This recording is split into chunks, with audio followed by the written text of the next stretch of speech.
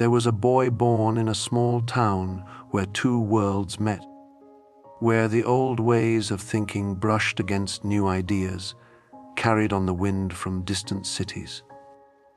The year was 1856, and the place was Freiburg, a modest corner of the Austrian Empire, tucked among hills and quiet streets. His name was Sigmund, and he arrived into a household marked by complexity from the very beginning. His father was already middle-aged, a wool merchant who had lived one life before this child was born, and his mother was young, barely out of girlhood herself. Between them stretched not only years, but mysteries the boy would spend his life trying to understand. The household was crowded with voices and relations. Sigmund had half brothers older than his own mother, a circumstance that created strange geometries in the family tree, relationships that did not fit easily into simple categories. There was love in that home, but also tension. Unspoken things that moved beneath the surface of daily life like currents beneath still water. The boy learned early to watch, to listen, to sense what was not being said. He was clever and observant, qualities his mother recognized and cherished. She called him her golden child, and in her eyes he saw reflected a version of himself that was destined for something beyond the wool trade, beyond the narrow streets of Freiburg. When Sigmund was still very young, the family moved, leaving behind the town of his birth for the great city of Vienna. It was a journey that would shape everything that followed. Vienna in those days was a place of extraordinary contradiction, an empire's capital filled with grand architecture and hidden poverty, with ballrooms and slums existing side by side, with music and art and philosophy flourishing even as older certainties began to crack and crumble. The city hummed with intellectual ferment, with arguments about science and religion, with new ideas about the human body and mind. Into this churning world the boy arrived, poor but ambitious, Jewish in a place where that meant both belonging to an ancient tradition and standing always slightly apart from the mainstream of power. The family struggled. Money was scarce, and Jacob, the father, could not replicate in Vienna whatever modest success he had known before. The apartment was cramped, the future uncertain. But Sigmund's mother, Amalia, fierce in her devotion, made sure her eldest son had what he needed. He had a room with better light for studying. He had books. He had her absolute belief that he would rise above these circumstances, that the poverty of the present was only temporary, a condition to be endured and then left behind. She gave him not just love, but a sense of destiny, a feeling that he was marked for significance. And this gift, like all gifts from mothers to sons, carried both blessing and burden. The boy read everything. He devoured books with a hunger that seemed unquenchable, pulling knowledge from pages the way other children pulled sweets from jars. He learned languages, not just German, but Latin and Greek, French and English, later Spanish and Italian and Hebrew. Each language was a door into another way of thinking, another civilization's dreams and fears. He read Shakespeare and Goethe, absorbed Sophocles and the ancient myths, let his mind wander through histories and philosophies. School was easy for him, almost too easy. He stood at the top of his class year after year, his intelligence undeniable, his determination fierce. But there was something else growing in him too, something harder to name, a preoccupation with hidden things, with what lay beneath the surface of respectable life. He noticed the way people said one thing but meant another. He noticed the way adults kept secrets, the way certain topics were avoided at the dinner table, the way his own family history contained gaps and silences. There were rumors, perhaps, about his mother and his much older half-brother. Whispers that may have reached the boy's ears, or may have simply lived in his imagination, breeding questions he could not ask aloud. He began to develop a theory of two worlds, the one people showed and the one they hid. And this theory would later become the foundation of everything he built. As he moved through his teenage years, Sigmund faced the question that all young people must face, the question of what to do with one's life. In another place, in another family, he might have chosen differently.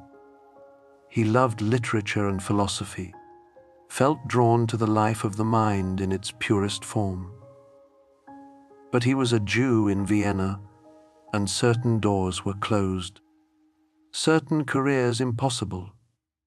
He could not enter government, could not rise in the military, could not join the ranks of professors in the humanities, where anti-Semitism was particularly strong. Science, however, offered a path. Medicine offered a path. These were fields where talent and intelligence could, perhaps, overcome prejudice, where a clever young man might make his way in the world. So he entered the University of Vienna to study medicine, though his heart was not entirely in healing bodies. He was drawn instead to questions about consciousness, about the connection between flesh and thought, about what made human beings act as they did. He spent years in the laboratory, examining tissues under microscopes, dissecting eels to study their nervous systems, publishing careful papers on anatomy. He was good at this work, meticulous and patient, but it did not satisfy the deeper questions burning inside him. He found a mentor in Ernst Fichte, a physiologist who believed the body was a machine, explainable entirely through physics and chemistry, a system of energies and forces with no need for mysticism or soul. This was the cutting edge of modern thought, the promise that science could explain everything, even the mysteries of human nature. Sigmund absorbed this worldview, let it shape his thinking, began to imagine the mind itself as a kind of apparatus, driven by forces that could be mapped and understood. It was a cold vision in some ways, stripping away the romance and poetry of human experience, but it was also liberating, suggesting that even the darkest corners of the psyche might be brought into the light of reason. Years passed in study and in poverty. He could not afford to marry, though he had fallen in love with a young woman named Martha, and their engagement stretched on and on as he tried to establish himself, to find a way to earn enough money to support a family. The waiting was agonizing for both of them, their letters full of longing and frustration, full of his grandiose dreams and her patient, steady love. He was ambitious and arrogant, sure of his own brilliance, but unsure of how to translate that brilliance into security. he experimented with cocaine. Believing he had discovered a miracle drug, wrote enthusiastically about its potential, only to watch as others reaped the glory and as the drug's dangers became apparent. It was one of his first great mistakes, a lesson in humility that left a bitter taste.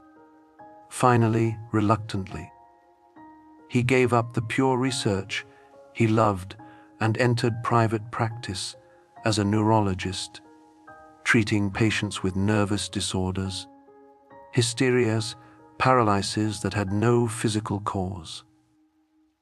It was considered the less prestigious side of medicine, dealing with complaints that were often dismissed as imaginary, with women who were seen as weak or manipulative. But it was here, in these consultations, listening to people talk about their symptoms and their lives, that Sigmund Freud began to discover something that would change not just his own destiny, but the way humanity understood itself, though he did not know it yet as he sat in his consulting room, notebook in hand, trying to make sense of suffering that seemed to have no rational explanation. The women who came to see him brought stories that the medical establishment did not want to hear. They spoke of paralysis that appeared without injury, of blindness that had no physical cause, of pains that wandered through their bodies like ghosts. Other doctors dismissed them, labeled them hysterics, prescribed rest cures and cold baths, and sometimes institutionalization. But Freud began to listen in a different way. He had learned from a colleague named Joseph Breuer about a patient they would later call Anna O., a young woman whose symptoms were strange and severe. She had experienced paralysis, hallucinations, speech disturbances that came and went without pattern. Breuer had tried something unusual with her. He had simply let her talk. Let her follow her thoughts wherever they led, and in the talking something shifted. She called it her talking cure, and though her recovery was complicated and incomplete, the method itself suggested something profound. Freud became fascinated with this idea that speech might heal, that words themselves could carry some therapeutic power. He traveled to Paris to study with John Martin Charcot, a famous neurologist who worked with hysterical patients at the Salpêtrière Hospital. Charcot used hypnosis, dramatic demonstrations where he would put patients into trances and make their symptoms disappear and reappear on command. It was spectacular, almost theatrical, and it proved to Freud that the mind could affect the body in ways that went far beyond conscious control. If a suggestion under hypnosis could cause a paralyzed arm to move, then perhaps the paralysis itself had been caused by some kind of suggestion, some idea that had lodged in the unconscious mind like a splinter too deep to see. He returned to Vienna changed, full of new ideas, eager to build a practice around these insights. He married Martha finally, after their long engagement, and began the work of building a life. They would have 6 children together, fill a household with the ordinary chaos of family life.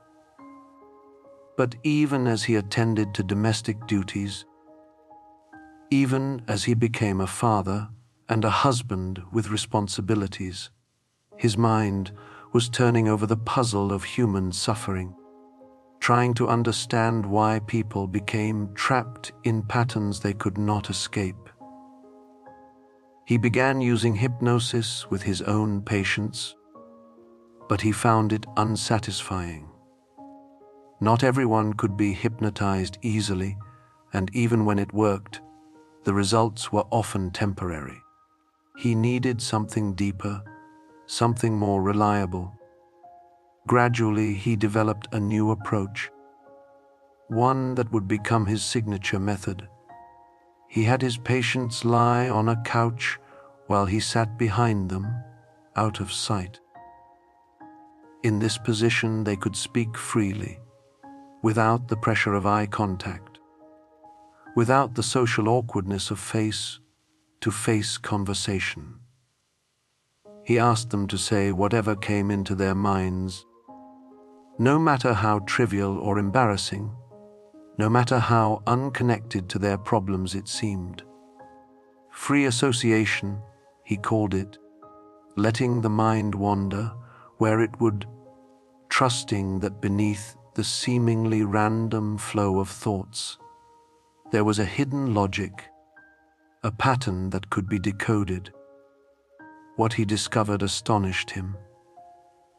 His patients, given permission to speak without censorship, began to reveal things they had never told anyone, things they had barely admitted to themselves.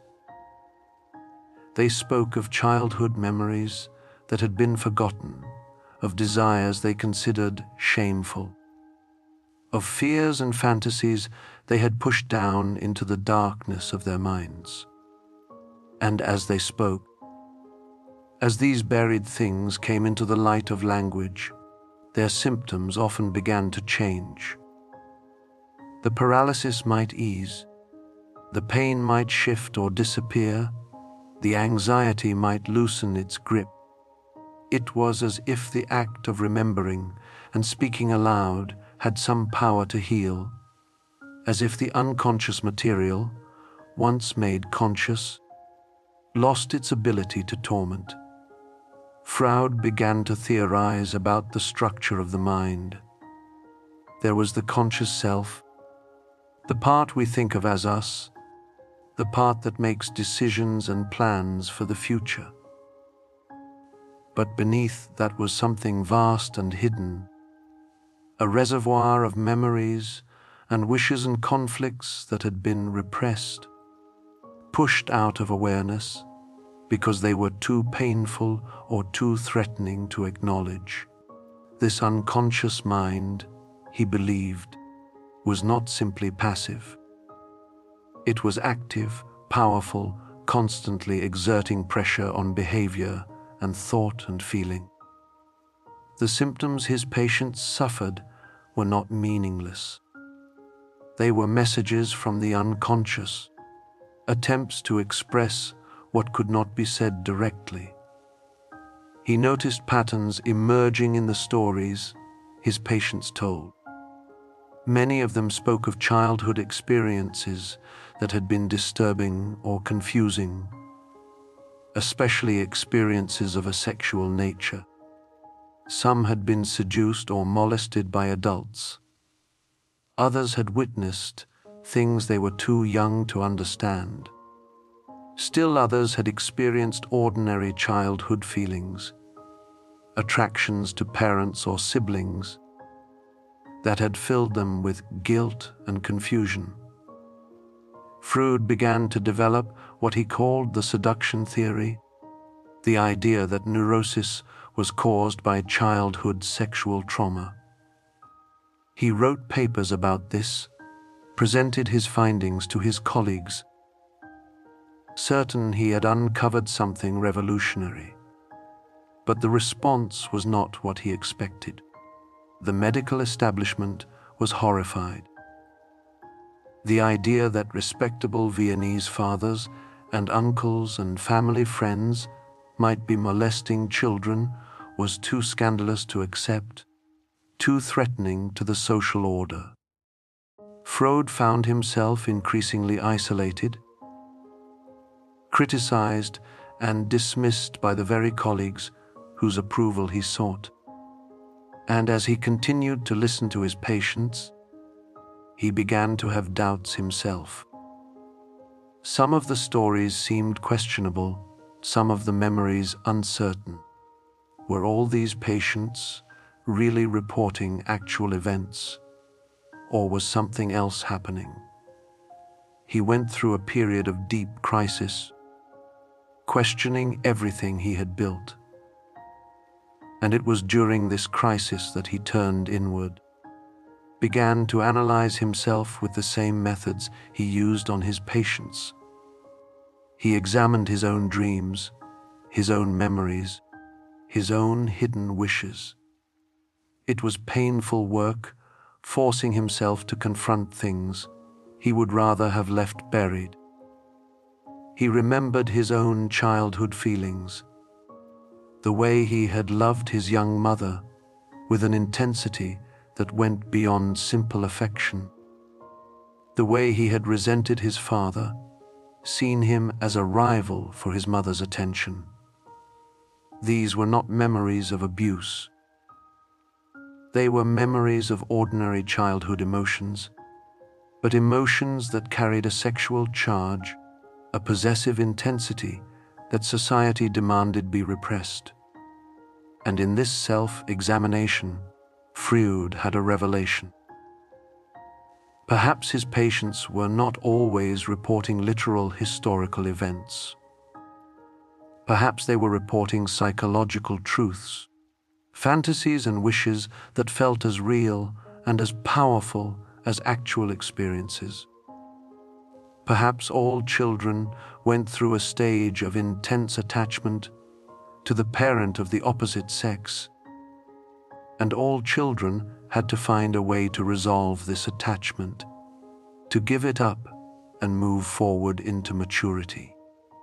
He began to call this the Oedipus complex, after the Greek tragedy in which a man unknowingly kills his father and marries his mother, only to be destroyed when the truth is revealed.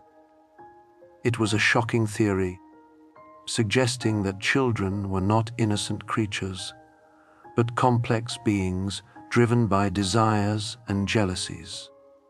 It suggested that the boundary between normal and neurotic was not as clear as people wanted to believe, that everyone carried within them the same conflicts and desires that drove his patients to his consulting room. The difference was only in degree, in how successfully those conflicts had been managed and repressed. This idea, more than any other, would make Freud famous and infamous in equal measure. But that recognition still lay ahead, coming slowly, emerging from years of patient work and bitter controversy. And for now, he simply continued his practice, continued to listen, continued to think, trying to build a science of the soul in a world that was not sure it wanted one. In the year 1900, Freud published a book that he believed would be his most important work. Though few noticed it at first, it was called The Interpretation of Dreams, and in it he laid out a method for understanding the strange theater that plays in our minds each night while we sleep. Dreams, he argued, were not random nonsense, not merely the brain's way of sorting through the day's debris. They were wishes, disguised and distorted, emerging from the unconscious in symbolic form.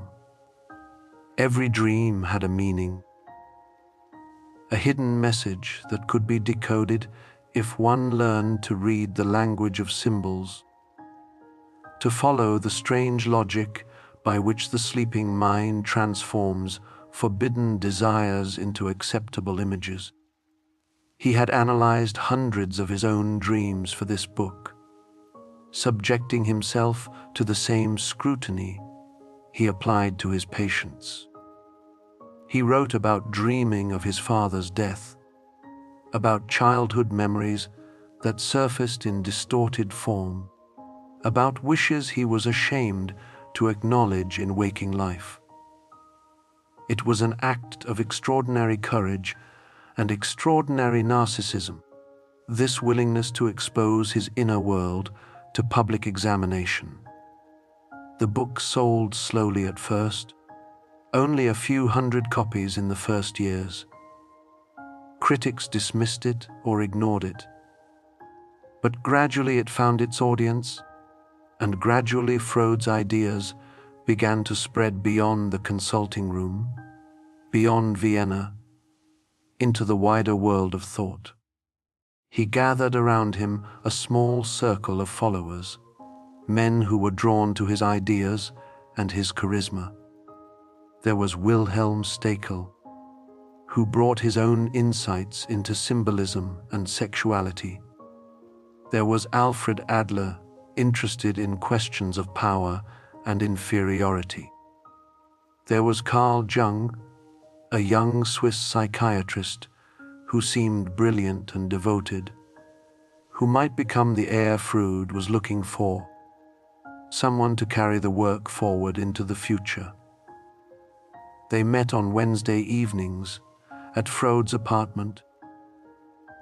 Sitting in his study surrounded by the ancient artifacts he had begun to collect, Egyptian statues and Greek figurines and Roman antiquities.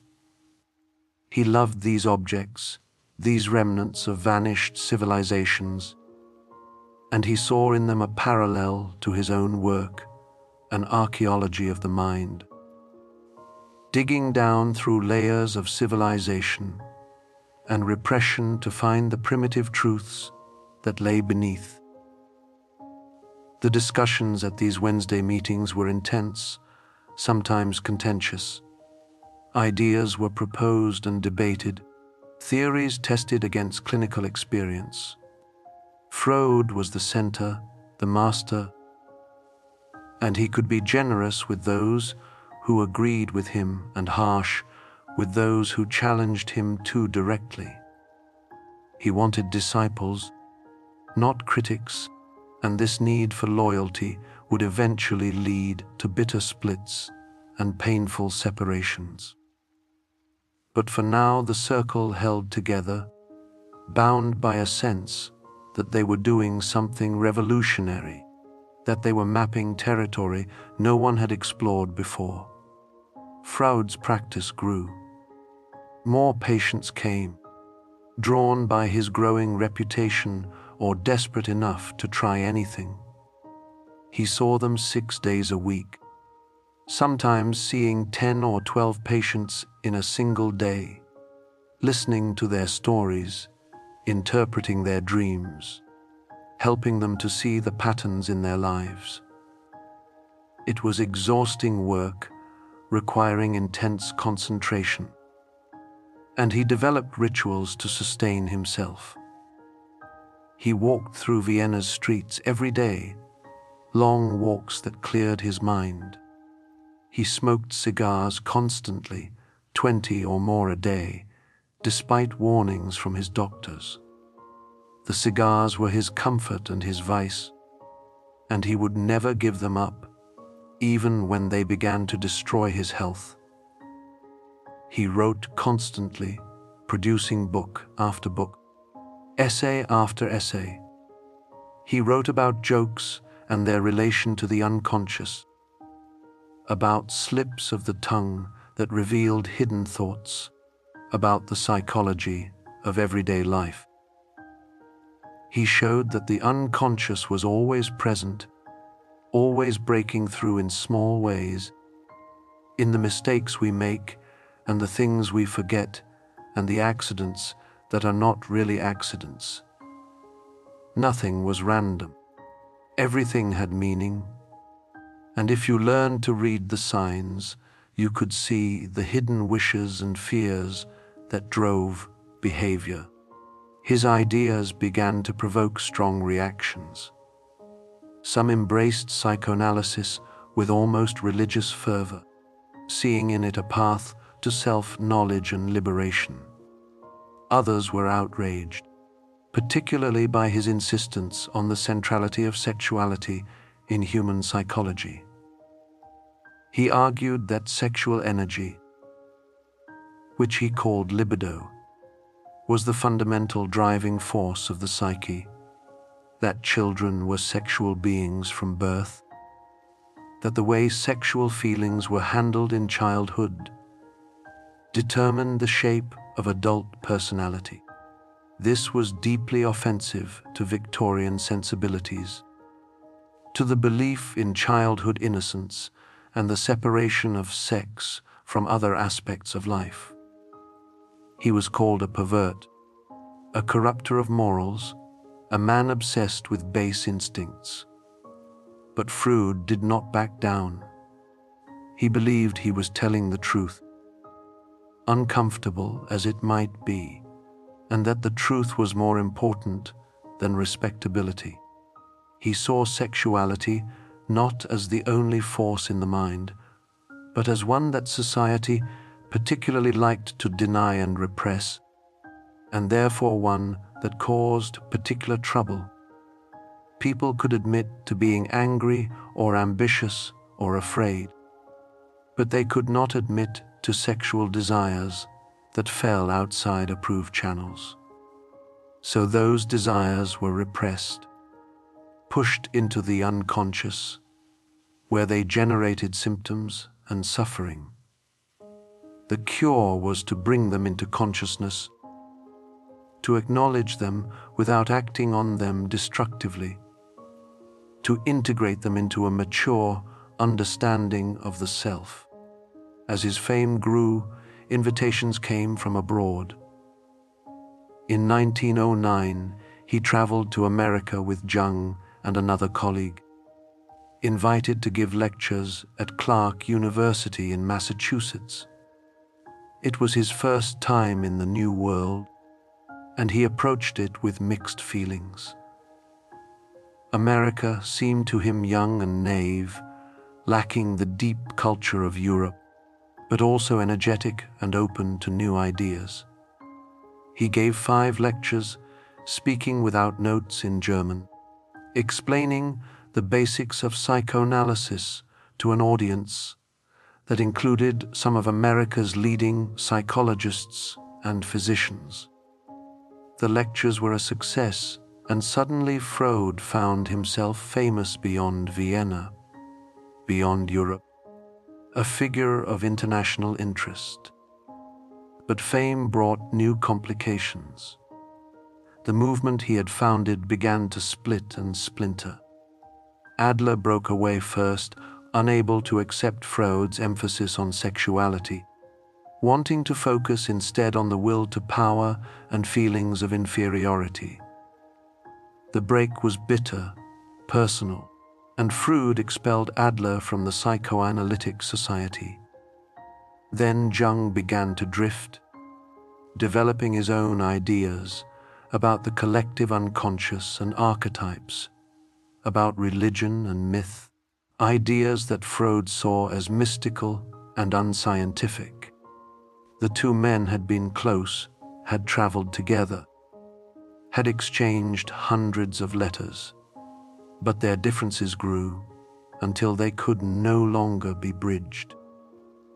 In 1913, they broke completely, and Jung went his own way, founding his own school of analytical psychology.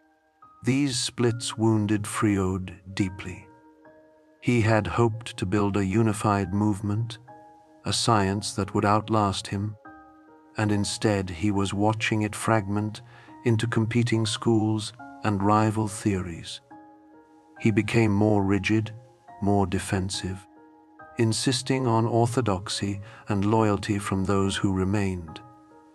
He formed a secret committee of his most trusted followers, men who wore matching rings and pledged to defend psychoanalysis against internal and external threats. It was both touching and troubling, this need for protection, this sense of being under siege. And yet the work continued. More books, more patience, more refinements to the theory. He began to think beyond the individual, to apply his insights to culture and society. He wrote about religion, arguing that it was an illusion. a collective neurosis born from humanity's helplessness in the face of nature and death. He wrote about war and aggression, trying to understand the dark forces that had been unleashed in the Great War that tore Europe apart. He saw the war as proof of his theories, evidence that beneath civilization's thin veneer lay primitive drives toward destruction and death, drives that could not be eliminated, but only channeled and controlled. The war years were difficult for Freud. His practice dwindled as Vienna suffered through food shortages and inflation. His sons were called to fight, and he worried constantly about their safety. The world he had known was being destroyed, the old empires collapsing, and in the aftermath nothing seemed certain anymore. But he survived, and when peace came he was still there, still working, still thinking, trying to make sense of a world that seemed determined to prove that reason and civilization were more fragile than anyone wanted to believe. In the years after the war, Freud began to revise his understanding of the human mind once more. He had always believed that people were driven primarily by the pleasure principle, by the desire to seek satisfaction and avoid pain. But the war had shown him something darker, something he could not ignore. Soldiers returned from the trenches haunted by their experiences, reliving battles in their dreams night after night, unable to escape the trauma they had endured. This repetition of painful memories did not fit his earlier theories. Why would the unconscious mind force someone to relive horror? What pleasure could be found in that? He began to theorize about a death drive, an instinct as fundamental as the drive toward life and pleasure. He called it Thanatos, borrowing from the Greek god of death, and he set it in opposition to Eros, the life instinct. Human beings, he now believed, were caught between these two great forces, between the desire to create and connect, and the desire to destroy and return to an earlier state of nothingness. It was a bleak vision, suggesting that aggression and self-destruction were not aberrations, but fundamental aspects of human nature, always present, always threatening to break through the constraints of civilization. Not all of his followers accepted this new theory. Some thought he had become too pessimistic, too focused on darkness. But Freud was convinced he was seeing clearly, looking at humanity without illusions. He wrote about the conflict between the individual and society, arguing that civilization required people to repress their instincts, to give up immediate gratification for the sake of communal life. This repression was necessary, but it came at a cost. It created unhappiness, neurosis, a chronic sense of dissatisfaction that no amount of progress or prosperity could eliminate. Modern humanity, he suggested, was fundamentally discontented, caught between the demands of instinct and the demands of culture. His personal life during these years was marked by loss and illness. He had always been preoccupied with death, convinced from a young age that he would die at a certain age, calculating and recalculating the date of his demise. But now death began to enter his life in earnest. His daughter Sophie died in the influenza epidemic of 1920, a loss that struck him deeply. Then her young son, his beloved grandson Heinil, died of tuberculosis a few years later. Freud had adored the boy, and his death affected him more than any other loss. He wrote to friends that something had broken in him, that he could no longer feel joy the way he once had. The world seemed dimmer, emptied of light, and then there was his own illness. In 1923, a growth was discovered in his mouth, the result of decades of cigar smoking. It was cancer, and it would plague him for the rest of his life. He underwent the first of what would be more than 30 operations over the following years, painful procedures that left his jaw scarred and his speech affected. He had to wear a prosthetic device to separate his mouth from his nasal cavity, and eating and speaking became difficult, sometimes agonizing. Yet he refused to stop smoking, refused to slow down his work. The cigars were his last pleasure, he said, and he would not give them up even to extend his life.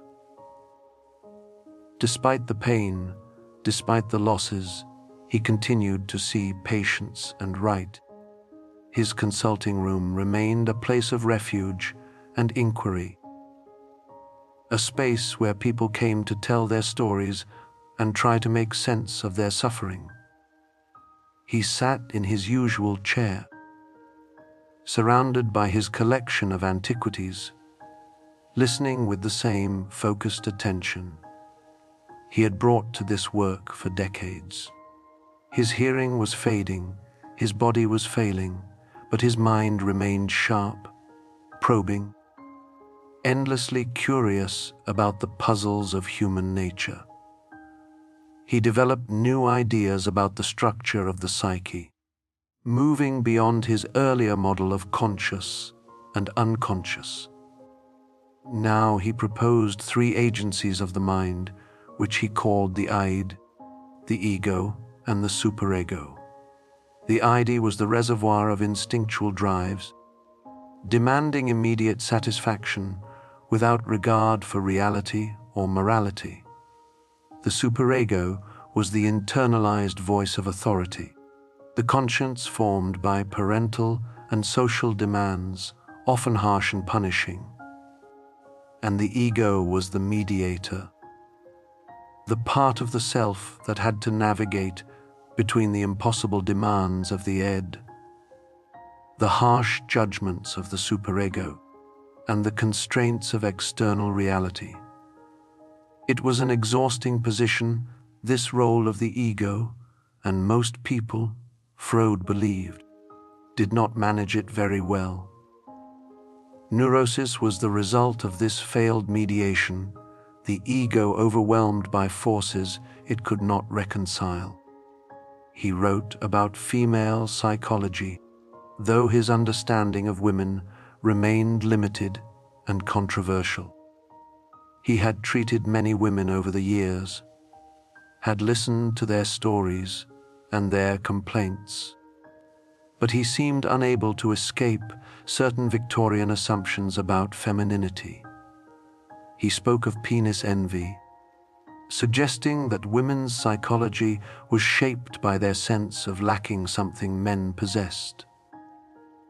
Many women analysts, even those devoted to psychoanalysis, rejected this idea, arguing that Freud was projecting his own masculine assumptions onto female experience. But he remained convinced, unable or unwilling to question this aspect of his theory as thoroughly as he questioned others. Vienna in the 1920s and 30s was a city transformed, scarred by war and economic collapse, politically unstable and culturally vibrant in equal measure. Freud remained a prominent figure there, famous but also controversial, respected in some circles and dismissed in others. Psychoanalysis had become an international movement, with societies and training institutes in many countries, with journals and conferences and a growing literature. But it was also fragmenting, dividing into schools that sometimes seemed to have little in common beyond their origin in Freud's work. He watched this proliferation with mixed feelings, proud of what he had created, but troubled by how it was being changed and adapted by others. His home at Berggasse 19 had become almost a shrine, a place where pilgrims came to meet the master. Visitors described his courtesy and his intensity, the way he would offer them a cigar and engage in conversation, probing and questioning even in casual exchanges. He lived according to a rigid schedule, seeing patients from morning until evening, with breaks for his daily walk and his meals. His wife Martha managed the household, creating a space of order and routine that allowed him to focus on his work. They had been married for decades now, and though their relationship was proper and respectful rather than passionate, it had endured, providing the stability he needed. His daughter Anna had become his closest companion and intellectual heir. Unlike his other children, who had chosen conventional paths, Anna had followed him into psychoanalysis, training as an analyst and developing her own specialty in child analysis. She remained unmarried, devoted to her father and his work, and as his health declined, she took on more and more responsibility for maintaining his legacy. There was something both beautiful and troubling about this bond, this merging of personal and professional devotion. She would spend her life continuing his work, expanding psychoanalysis into new areas, but at what cost to her own separate identity was a question that could not easily be answered. The world outside was growing darker. In Germany, Adolf Hitler and the Nazi Party had come to power, bringing with them a virulent anti-Semitism that threatened everything Freud had built. Psychoanalysis was declared a Jewish science, degenerate and dangerous, and analysts began to flee. Books were burned, including Freud's own works, tossed into flames by young men who believed they were purifying German culture. When Freud heard about this, he remarked dryly that it was progress of a sort. In earlier times they would have burned him, he said. Now they were content to burn his books. But the threat was real and growing. Austria itself was not safe, pressure mounting as the Nazis sought to bring it under German control. Friends urged Freud to leave, to emigrate while he still could, but he resisted. Vienna was his home, the only place he had ever truly belonged. He was old, he was ill, and the thought of uprooting himself, of starting over in a foreign land, seemed impossible, so he stayed. Even as the danger increased, even as the world he knew continued to crumble around him, hoping somehow that the storm would pass and leave him untouched in his study, surrounded by his ancient gods and his decades of work. On the 12th of March, 1938, German troops crossed into Austria. The annexation, the Anschluss, happened swiftly and with little resistance. Crowds gathered in the streets of Vienna, cheering and saluting, welcoming the forces that would transform their country into a province of the Third Reich. For Austria's Jews, it was the beginning of a nightmare. Within days, the violence began. Jewish shops were looted, Jewish homes invaded, Jewish people beaten in the streets. The persecution that had unfolded gradually in Germany came to Austria all at once, compressed and intensified, as if years of hatred had been stored up and were now released in a flood. Freud's apartment was searched by Nazi officers. They came looking for evidence of subversion, for hidden wealth, for anything they could use to justify further persecution. Anna was taken for questioning by the Gestapo, and Freud spent hours in agony, not knowing what was happening to her, imagining the worst. When she returned home that evening, shaken but unharmed, he understood finally that there was no choice. They would have to leave. Vienna was no longer home. It had become a trap, but leaving was not simple. The Nazis did not easily release prominent Jews, especially those whose work they despised. Money had to be paid, enormous sums demanded as ransom for permission to emigrate. International pressure was required, friends and admirers writing letters, making appeals, using whatever influence they had. The Greek princess Marie Bonaparte, herself a psychoanalyst and devoted follower, used her connections and her wealth to help negotiate Freud's release. The American Chargé d'Affaires in Vienna intervened. Even Mussolini in Italy, who had his own complicated relationship with Freud's ideas, reportedly sent word that Freud should not be harmed. The preparations took weeks, weeks of uncertainty and fear. Freud had to sign documents declaring that he had been treated well by the Nazi authorities, a grotesque lie that he signed with bitter irony. He had to leave behind most of his possessions, the accumulation of a lifetime reduced to what could fit in a few crates. His library, his correspondence, his collection of antiquities, all had to be carefully packed and shipped, hoping they would reach their destination intact. Some things were lost, stolen or confiscated, small pieces of his life disappearing into the chaos. In early June, Freud left Vienna for the last time. He traveled by train to Paris, where he spent a brief night, and then continued to London, where he had been granted asylum.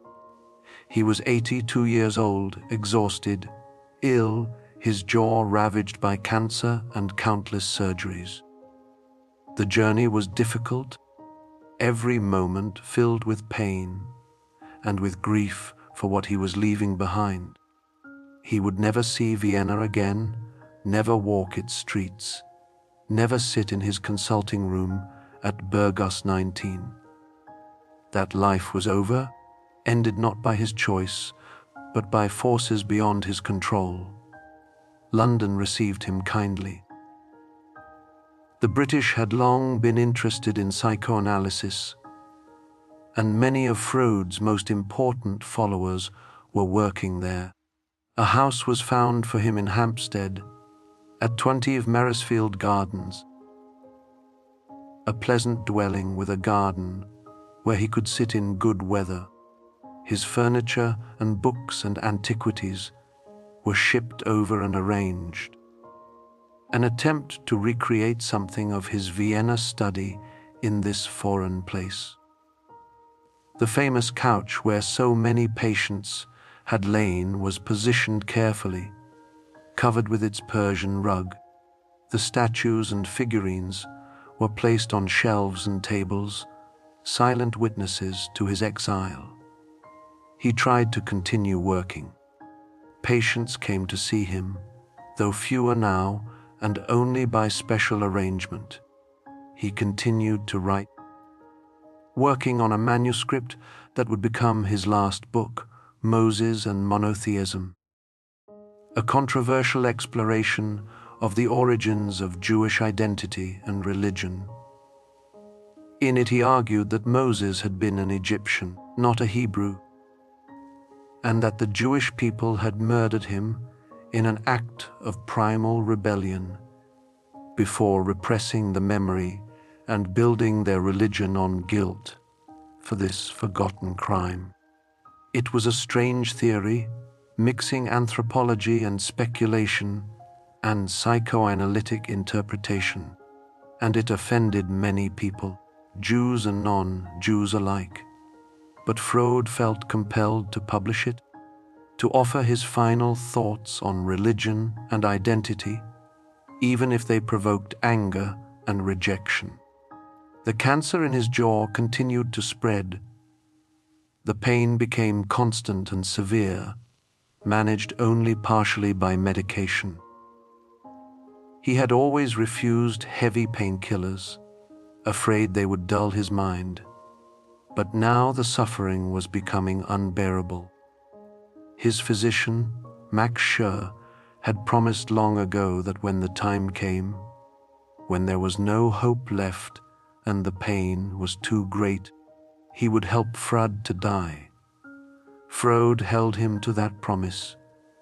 In London, even as his body failed, visitors came to pay their respects, writers and intellectuals, scientists and artists, people whose work had been influenced by his ideas, even if they had never met him. H.G. Wells came, and Salvador Dali, and many others. They came to honor him, to see the man who had changed how humanity thought about itself, who had shown that reason alone did not rule human behavior, that beneath the surface of civilized life lay depths that were strange and powerful and not easily controlled. He received these visitors with courtesy when he was able, but he was growing weaker. Eating became nearly impossible. Speaking was difficult and painful. The prosthetic device in his mouth was uncomfortable, and the cancer had eaten away so much tissue that his face was distorted. Yet his mind remained clear.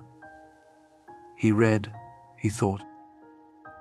He followed the news of the world with the same sharp attention. He had always brought to understanding human affairs. The news was not good. War was coming, everyone could feel it. Hitler's ambitions had not been satisfied by Austria and Czechoslovakia. Poland would be next, and then who knew what limits there would be. Freud, who had lived through one world war, could see another approaching, and he understood what it would mean. More destruction, more death, more evidence that civilization was a fragile thing. That the aggressive instincts he had theorized about were real and powerful, and always threatening to break through. He did not live to see the full horror of what was coming. By September of 1939, when Britain declared war on Germany, Freud was in his final days. The cancer had spread beyond any possibility of treatment. The pain was constant and overwhelming. On September 21st, he reminded Dr. Schur of their agreement. He was ready, he said. There was no point in continuing.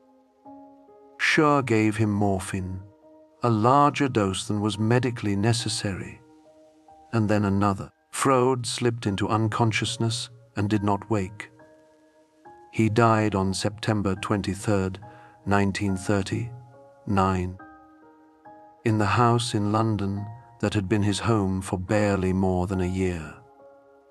His body was cremated, his ashes placed in a Greek urn from his beloved collection of antiquities. A memorial service was held, attended by family and friends and colleagues, people who had known him and people whose lives had been changed by his work. Stefan Zweig, the writer and fellow exile, delivered an address speaking of Freud's courage and his contribution to human knowledge. But the words, however eloquent, could not fully capture what had been lost, what this one life had meant and would continue to mean. Anna took custody of his legacy, preserving his papers, maintaining his reputation, continuing his work through the difficult years of war and reconstruction that followed. The house in London would eventually become a museum, a place where people could see where he had lived and worked, could look at the couch and the statues and the books that had surrounded him. But that transformation lay in the future, for now there was only grief and the sense that an era had ended, that something had passed from the world that could not be replaced. The war he had foreseen unfolded with terrible completeness. The concentration camps, the systematic murder of millions of Jews, the destruction of cities, and the deaths of countless soldiers and civilians, all of it confirmed his darkest theories about human nature. 4 of his sisters who had remained in Vienna would die in the camps, victims of the hatred that had driven him into exile. The world that had formed him, the culture of Vienna and Central Europe with its coffee houses and its intellectual debates and its complicated relationship between Jews and Gentiles.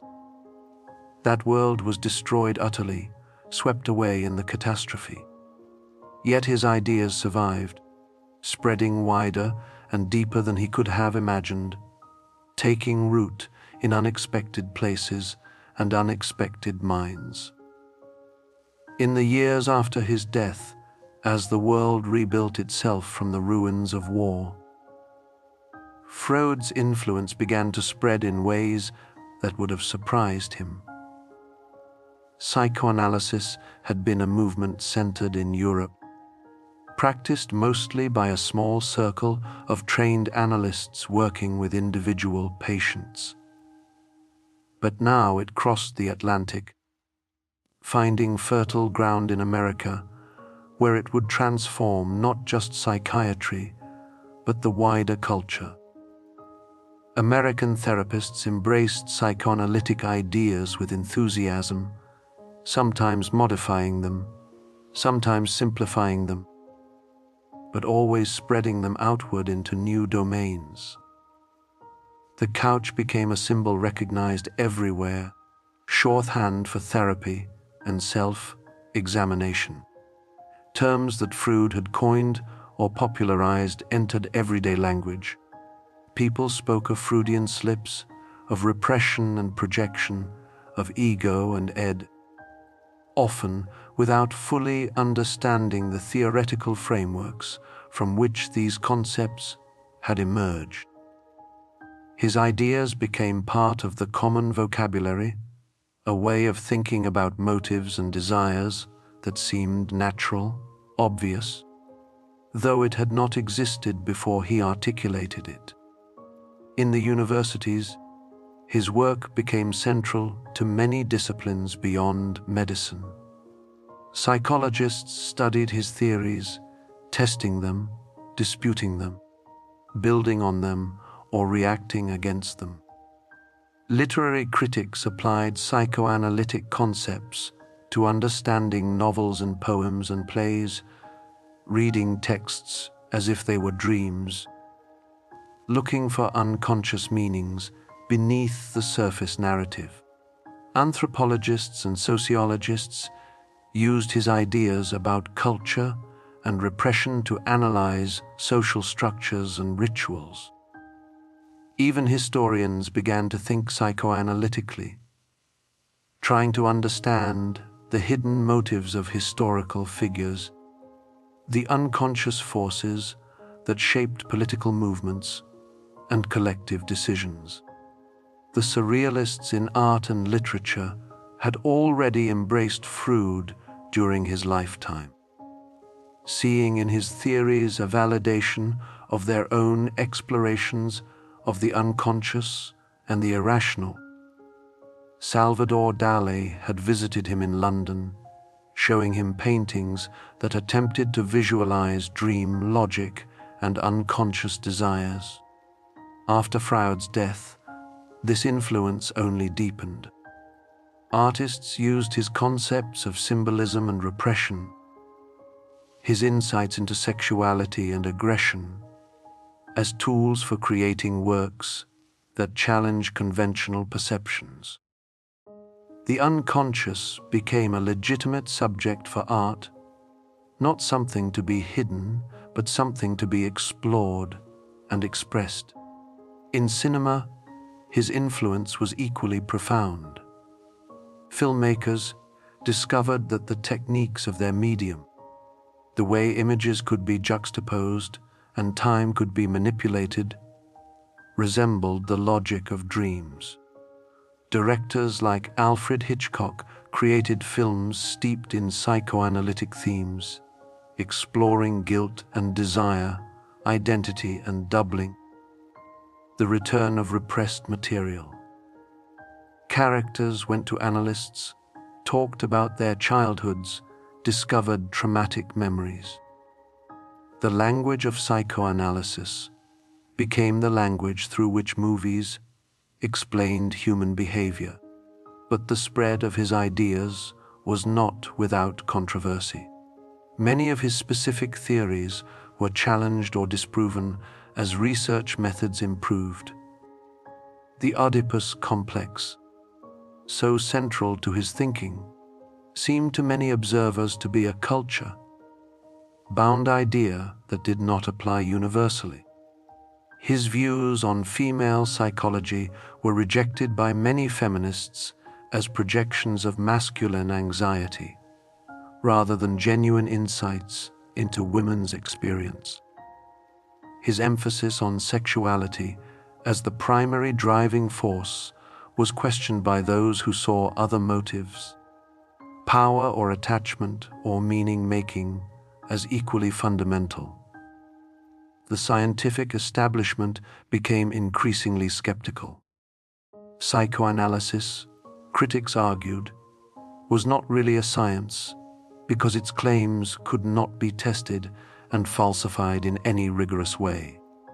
Dream interpretation was subjective, case studies were anecdotal, and the analyst's interpretations could not be independently verified.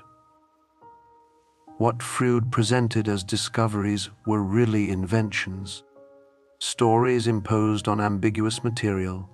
This critique had merit, and it led to psychoanalysis becoming increasingly marginalized within academic psychology and psychiatry, replaced by approaches that claimed to be more empirical and scientific. Yet even as parts of his system were dismantled, the core insights remained influential. Few people today would accept all of Freud's theories, but almost everyone accepts that unconscious processes influence behavior, that childhood experiences shape adult personality, that people are often not aware of their true motives, that psychological conflicts can manifest as physical symptoms. These ideas, so radical when Freud first proposed them, have become assumptions, foundational beliefs that structure how modern people understand themselves. The practice of therapy itself, in all its varied forms, bears his imprint, the talking cure he pioneered. The idea that speaking about one's problems to a trained listener could provide relief and insight has become a standard approach to mental health. Whether people see psychoanalysts or cognitive, behavioral therapists or counselors of any other orientation, they are participating in a process that Freud helped to create, the process of using language to examine and transform inner experience.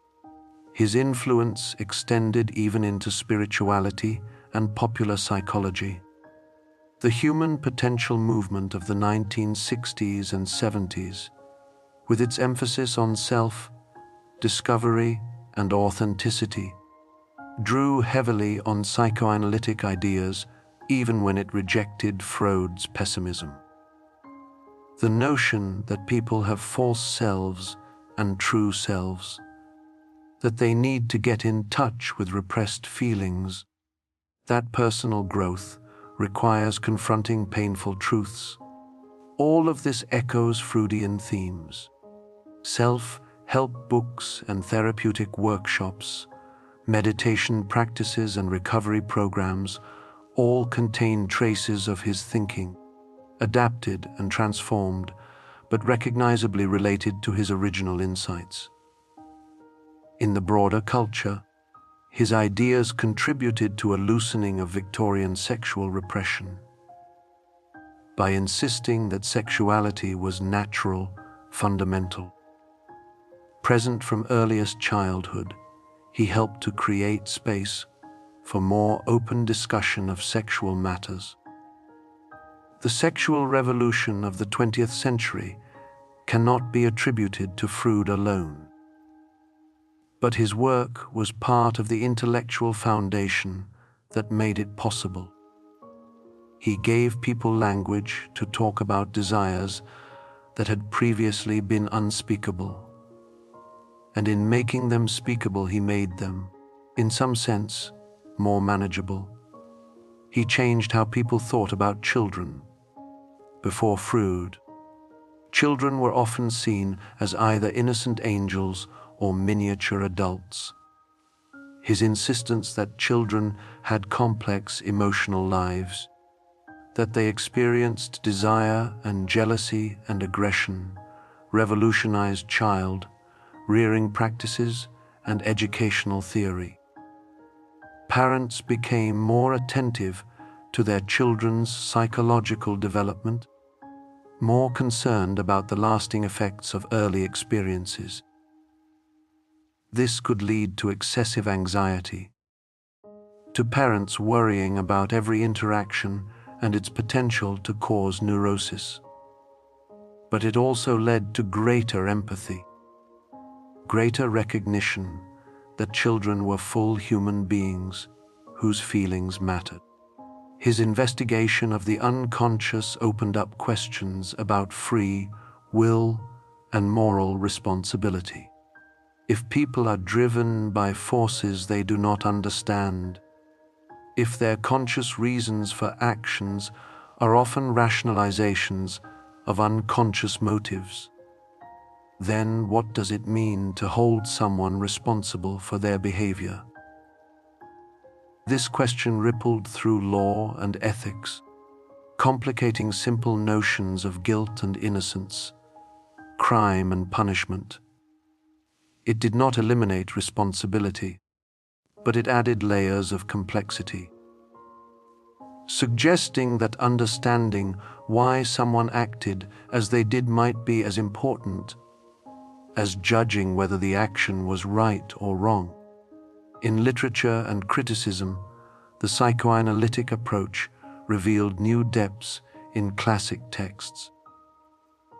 Critics reread Shakespeare through a Freudian lens, seeing in Hamlet's indecision evidence of an Oedipus complex, finding in King Lear's madness a working through of primal conflicts.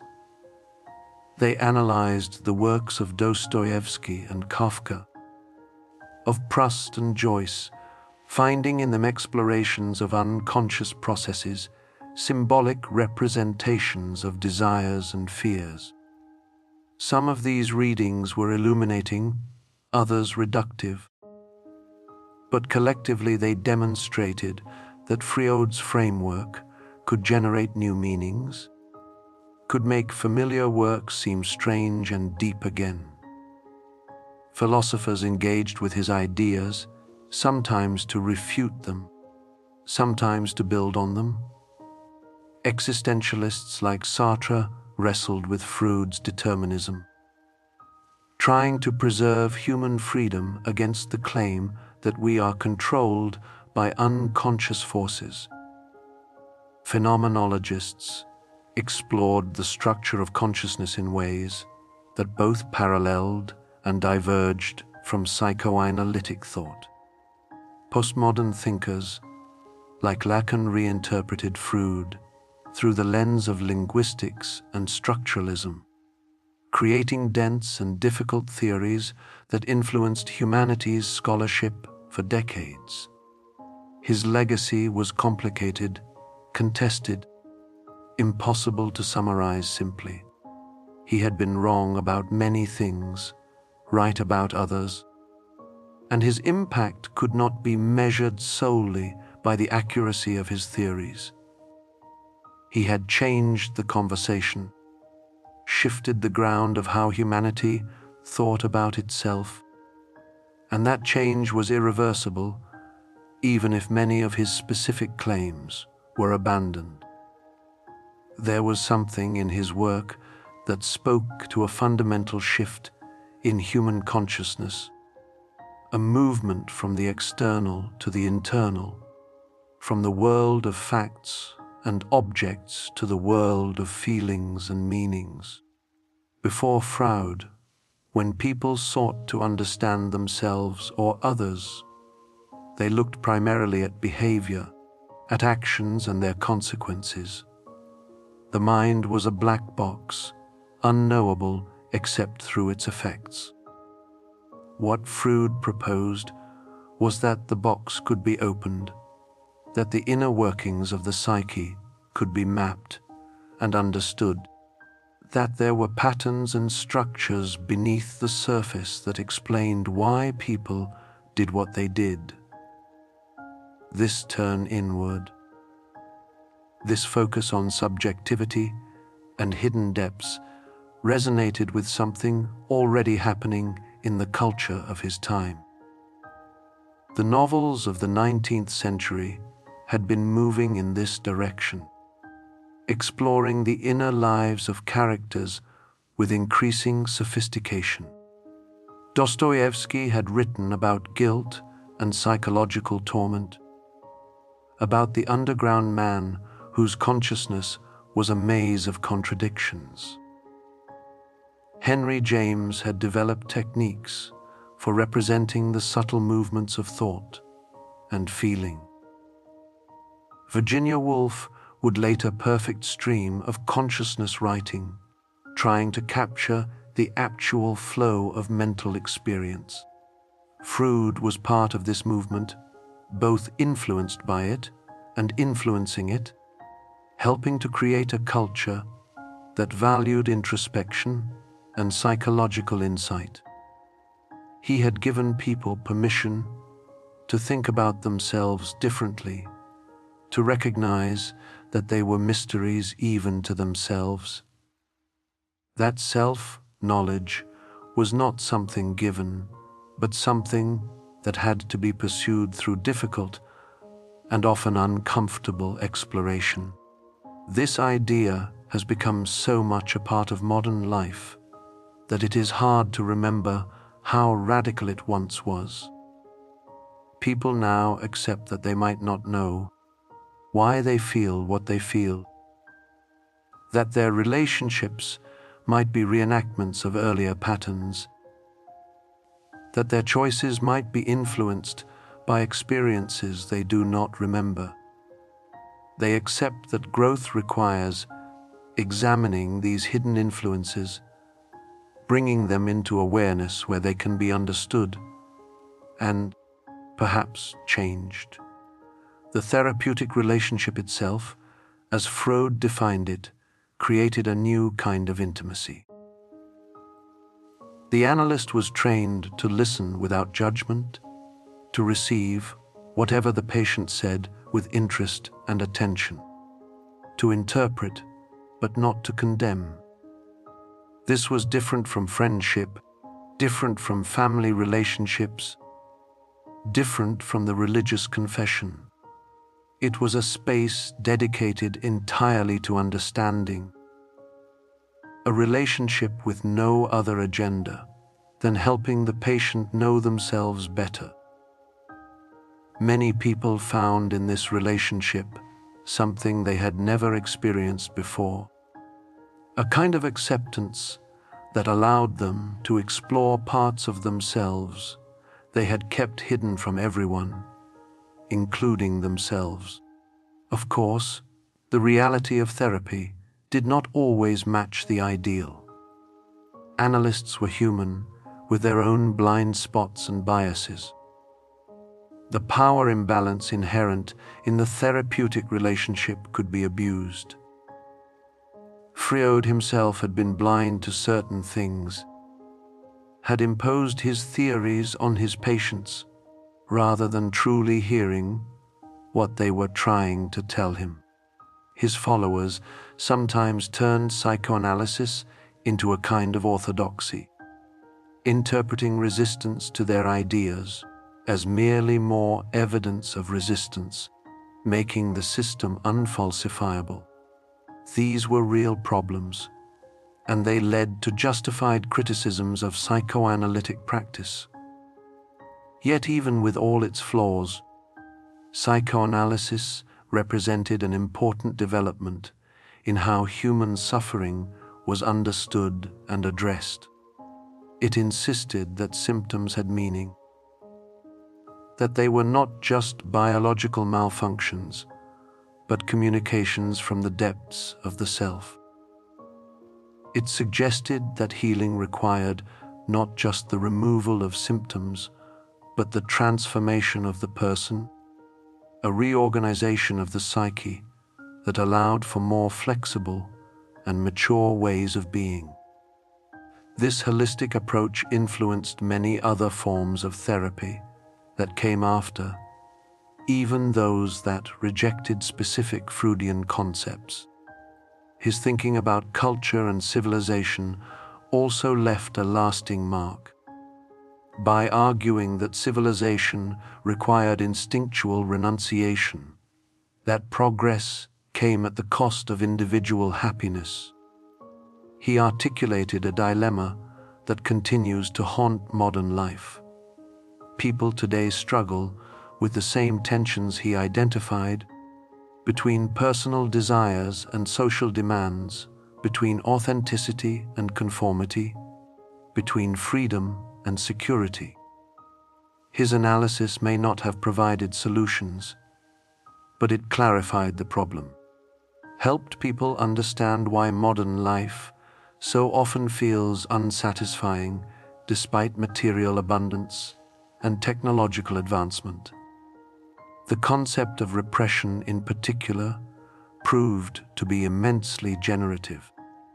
Once people began thinking about what was repressed in individual psychology, it was a short step to thinking about what was repressed in culture, in history, in collective memory. Scholars began to ask what stories a society told about itself and what stories it suppressed. They asked whose voices were heard and whose were silenced. They examined how power operated not just through explicit force, but through the shaping of consciousness, through making certain things thinkable and other things unthinkable.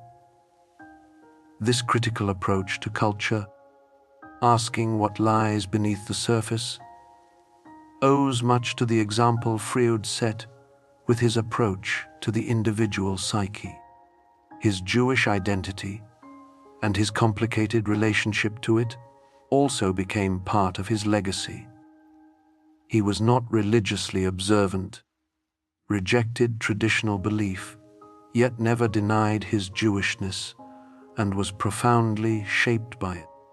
He experienced anti-Semitism throughout his life, from subtle discrimination in academic settings to the brutal persecution that forced him into exile. His final work on Moses was an attempt to understand Jewish identity itself through psychoanalytic concepts. to ask what bound Jews together across centuries and continents. The book was controversial, but it raised questions that continue to be relevant about identity and memory, about how groups maintain continuity through generations, about the role of shared trauma in forming collective identity. In Israel, which was founded less than a decade after his death, Freud's influence was paradoxical. His ideas shaped Israeli psychology and psychiatry, yet he himself was a complex figure in Israeli consciousness. Some saw him as a self-hating Jew who had rejected his heritage.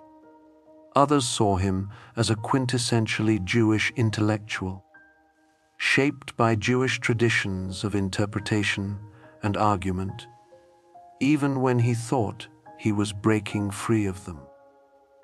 His work on Moses offended many, yet it also contributed to debates about Israeli identity and the meaning of Jewish history. This ambivalence perhaps reflected something true about Freud himself, his simultaneous belonging and not belonging, his position on the margins from which he could observe both insider and outsider perspectives. The question of whether psychoanalysis was a science or something else, an art perhaps or a hermeneutic practice, continued to be debated. Those who valued empirical rigor found it lacking, too dependent on interpretation, too resistant to testing and verification. But others argued that human experience could not be fully captured by the methods of natural science, that understanding meaning required different approaches than measuring behavior. Psychoanalysis, in this view, was closer to literary criticism or philosophy than to biology, a way of making sense of human stories rather than discovering natural laws. This ambiguity about its status may actually have contributed to its cultural influence, because it was not locked into a purely medical or scientific framework. It could be adapted and applied in many different contexts. Artists and writers could use it without worrying about experimental validation. Philosophers could engage with its concepts as ideas worthy of examination in their own right. Therapists could borrow what seemed useful while developing their own approaches.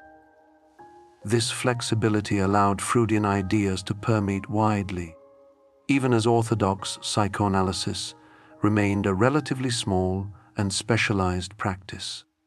In education, his influence was similarly pervasive and contested. Progressive educators drew on his insights about childhood sexuality and development to create more permissive environments, arguing that children should not be subjected to harsh repression that would create neurosis. They emphasized the importance of play and creativity, of allowing children to express feelings rather than forcing them into rigid conformity. Critics responded that this led to indulgence and lack of discipline, that children needed structure and limits, not endless understanding.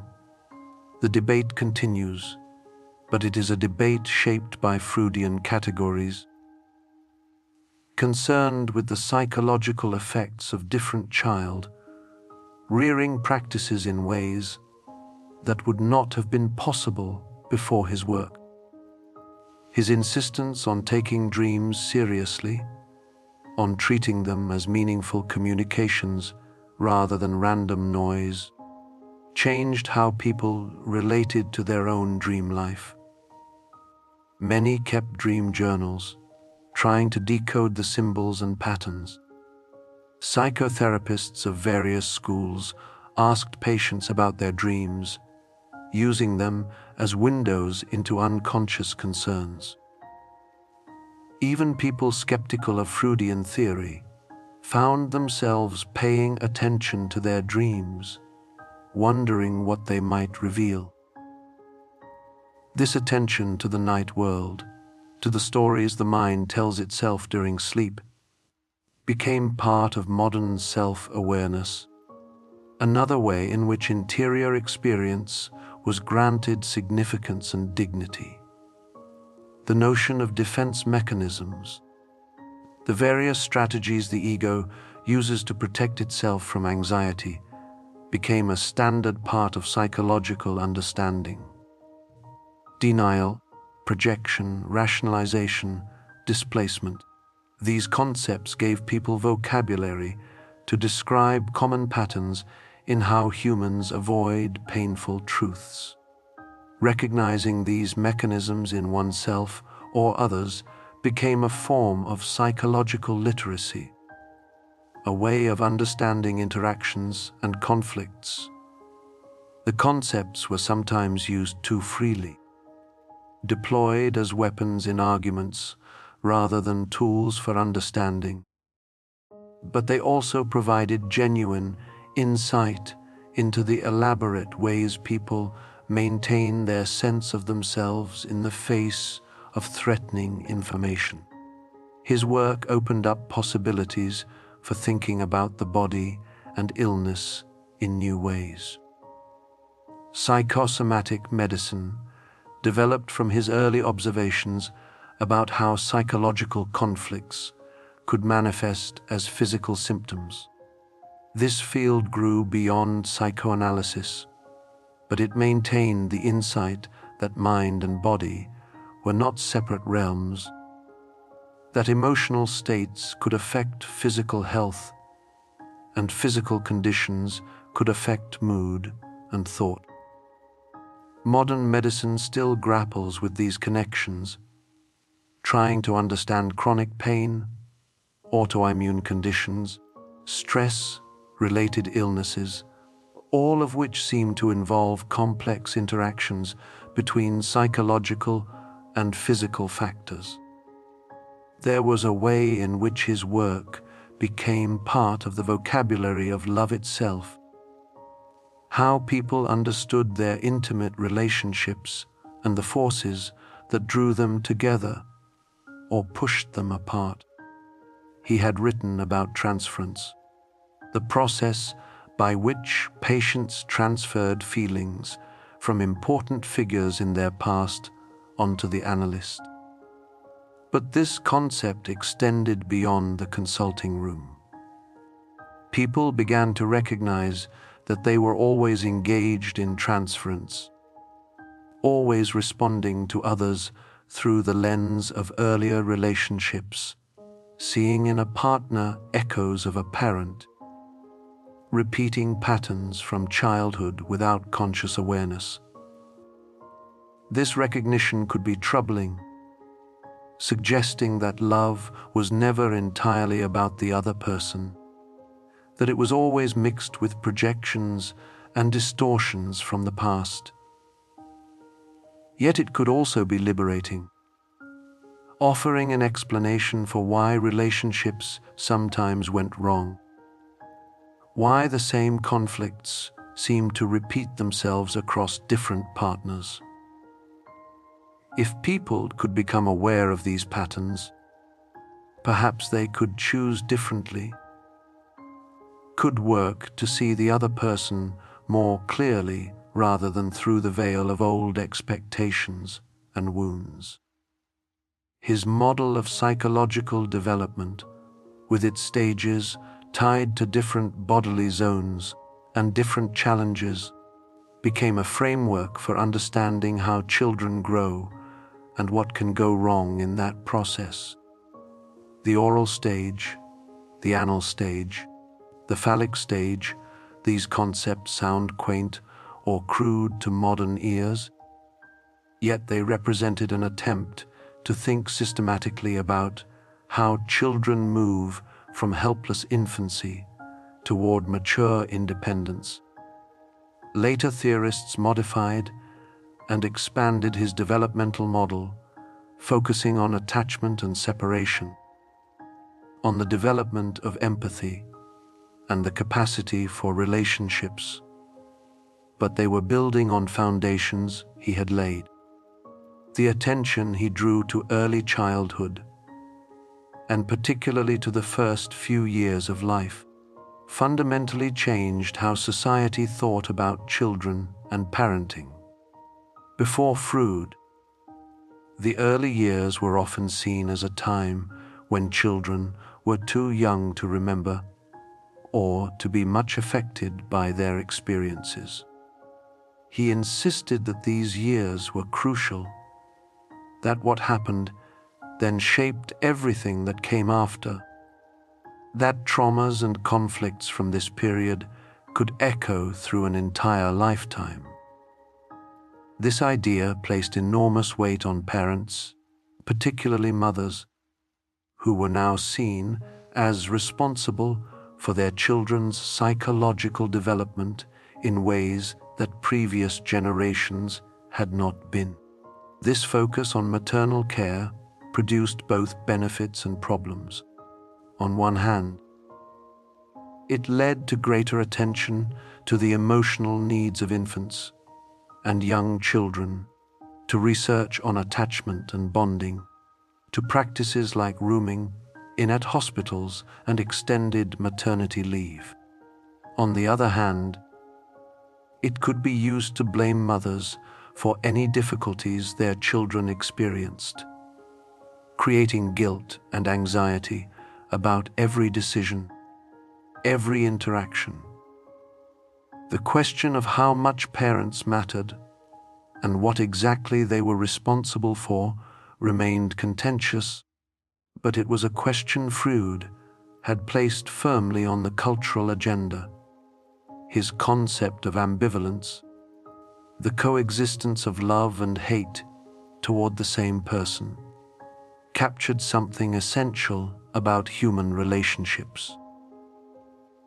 People had always known that feelings were complicated, but Freud articulated this complexity as a fundamental feature of the psyche. We can love someone and still feel anger toward them, can be grateful and resentful simultaneously, can desire connection and fear it at the same time. Recognizing this ambivalence as normal rather than pathological helped people accept the messiness of their own feelings, allowed for a more realistic understanding of what relationships actually were rather than what ideals suggested they should be. The notion of narcissism, which he developed particularly in his later work, became a central concept in understanding personality and culture. Primary narcissism, the infant's natural self-absorption, was a necessary stage of development. But if that stage was not successfully navigated, if circumstances prevented the healthy development of concern for others, narcissistic patterns could persist into adulthood, creating people who were charming but shallow, grandiose but fragile, unable to truly see or value others except as extensions of themselves. This framework for understanding narcissism influenced psychology, but it also became a way of critiquing culture, of diagnosing what seemed to be growing self-centeredness in modern society.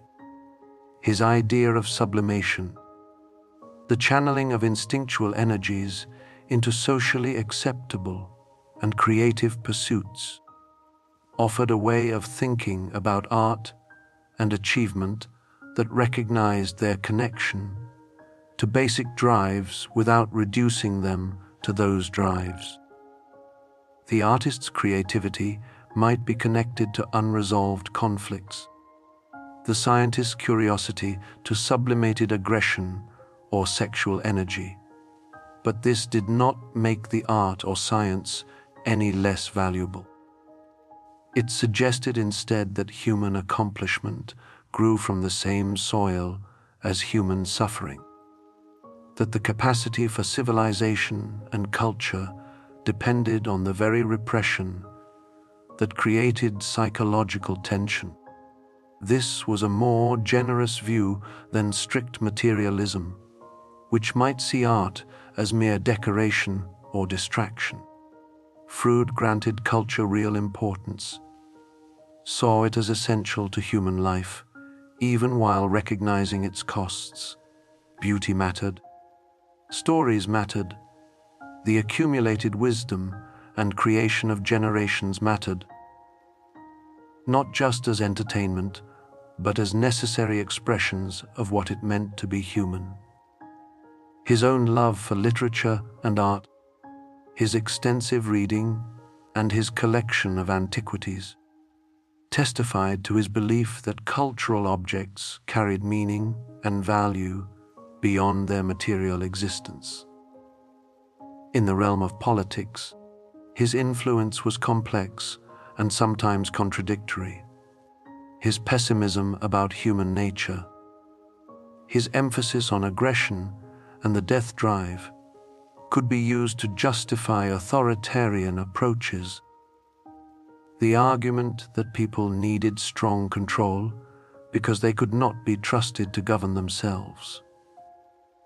Yet his method, with its emphasis on bringing the unconscious into consciousness, on achieving insight and self-knowledge, was fundamentally democratic and liberating. It suggested that people could change, could become more aware, could take greater responsibility for themselves rather than simply being driven by forces they did not understand. The political movements of the 20th century engaged with his ideas in various ways. Some Marxists tried to combine psychoanalysis with their economic analysis, arguing that both individual psychology and social structures needed to be transformed to achieve liberation. Wilhelm Reich developed theories about the connection between sexual repression and fascism, suggesting that political authoritarianism was linked to authoritarian family structures and sexual inhibition. Herbert Marcuse wrote about repressive desublimation in advanced capitalism, the way consumer society offered false freedoms while maintaining deeper forms of control. These thinkers were trying to use Freudian concepts for radical political purposes, though Freud himself had been skeptical about political movements and utopianism. Feminism had a particularly complicated relationship with his work. His theories about female psychology, his concepts of penis envy and female masochism were deeply problematic and rightly criticized. Yet many women analysts and theorists found value in psychoanalytic methods, using them to explore female experience in ways that challenged Freud's own conclusions. They developed theories about female development that did not center on male anatomy, about mother-daughter relationships and their role in forming identity, about the construction of gender and its psychic consequences. This critical engagement, rejecting Freud's specific claims while using his methods, represented one way his work continued to be productive even when his theories were wrong. The concept of the Oedipus complex, despite its problems, pointed to something real about childhood development. The way children have to navigate their place in the family triangle, the way they experience desires and jealousies that later must be resolved or repressed. Not everyone experienced this in the exact form Freud described, and it clearly varied across cultures and family structures. But the underlying insight that children have intense feelings about their parents, that they struggle with issues of love and rivalry and identification, that these early emotional tangles shape later relationships, this remained valid and important. His attention to sexuality and his insistence that it was a driving force in human life contributed to a gradual liberalization of attitudes, a loosening of Victorian constraints. This was not necessarily his intention, and he was not himself a libertine or an advocate for sexual freedom in any simple sense. He believed in the necessity of repression, in the sublimation of instincts for the sake of civilization, but by making sexuality a legitimate topic of discussion, by treating it as something that could be studied and understood rather than simply condemned or ignored. He helped create space for more honest conversation about desire and practice. The sexual revolution of the 1960s drew on his work, though often in simplified or distorted forms. The idea that repression was harmful, that people should be free to explore their desires, that traditional morality created neurosis, these were loosely Freudian ideas. Even if they lacked the nuance and complexity of his actual thought, he might have been ambivalent about the results, seeing in sexual liberation both freedom and new forms of unhappiness. But the conversation was happening in terms he had helped to establish, and that represented a profound shift in how sexuality was understood and discussed. His concept of resistance, the way patients unconsciously fought against their own healing, became a lens for understanding many forms of self-sabotage. People recognized that they might say they wanted to change while simultaneously doing things that prevented change. They might seek help while refusing to accept it, might complain about their problems while clinging to familiar patterns. Understanding resistance did not necessarily make it easier to overcome, but it helped make sense of behavior that otherwise seemed contradictory or inexplicable. The talking cure, his fundamental innovation, spread far beyond psychoanalysis itself. Talk therapy in its many forms became a standard treatment for psychological distress. Cognitive behavioral therapy, dialectical behavior therapy, narrative therapy, all the various schools and approaches, they all involved talking. The use of language to examine and transform experience. They differed in their methods and assumptions, but they shared the basic insight that Freud had articulated, that there was healing power in the act of putting feelings into words, in being heard and understood. His legacy included institutions, training programs, journals, professional organizations, an infrastructure for the practice and development of psychoanalysis. Some of these remained close to his original vision, maintaining strict training requirements and orthodox theoretical commitments. Others diverged, developing new approaches while still acknowledging their roots in his work. The institutional legacy was mixed, sometimes fostering genuine inquiry and sometimes becoming rigid and defensive. But it represented a concrete way his influence persisted.